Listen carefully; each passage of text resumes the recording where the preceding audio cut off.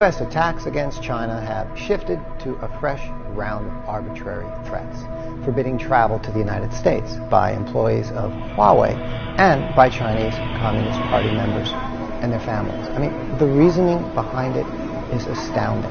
This escalating China-U.S. drama scares and saddens many international expats.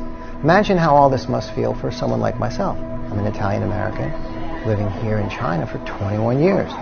A member of the American Chamber of Commerce, which encourages the important ties our businesses and families share here on the ground in China.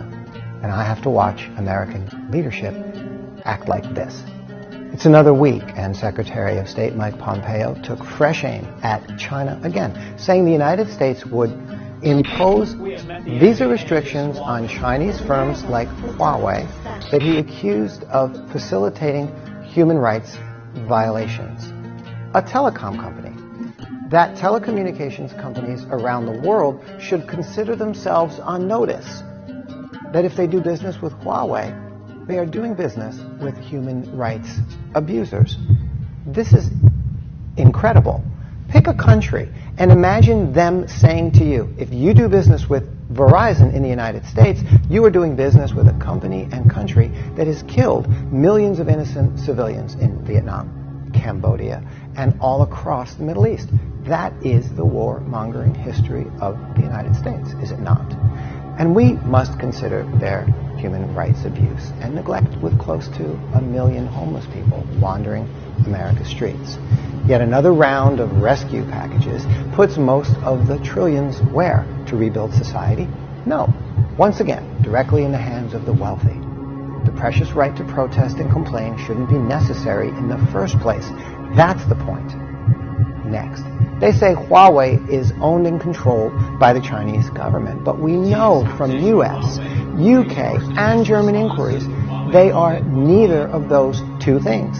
Did you know Huawei handed over its entire source code to be examined? Did you know they offered to sign a mutual no backdoor pact, and it was the other parties who wouldn't sign it? I'll explain why in just a moment.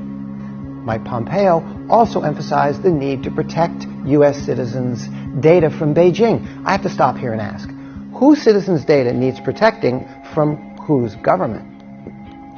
This quote related to the recent decision which shot down the EU-US Privacy Act shows us what's really going on. Let's take a look. The core of the issue was on the contradiction between U.S. law, which requires social media firms to hand over user data to its national security agencies. There it is, in plain sight.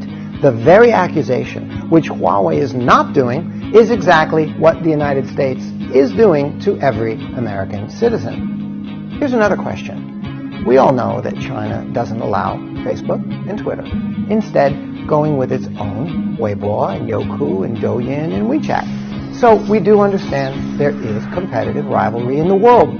But answer me this. Have you ever heard China's government officials actively encourage and bully the rest of the world to ban, to stop using Facebook or Twitter or YouTube? We find ourselves in a world where the United States leadership and policy is indescribable. A fall from global leadership rooted in the old legacy of their imperialism and in such sharp contrast to the genuine good that America has done for the world. This is 2020, not 1950s McCarthyism. This is China, stronger, prouder, and more capable than ever before. And right at this very moment, your country has a pandemic raging. China knows exactly how to help and will help. Please join us in putting men, women, and children first. Stop the lies. Show some compassion and respect.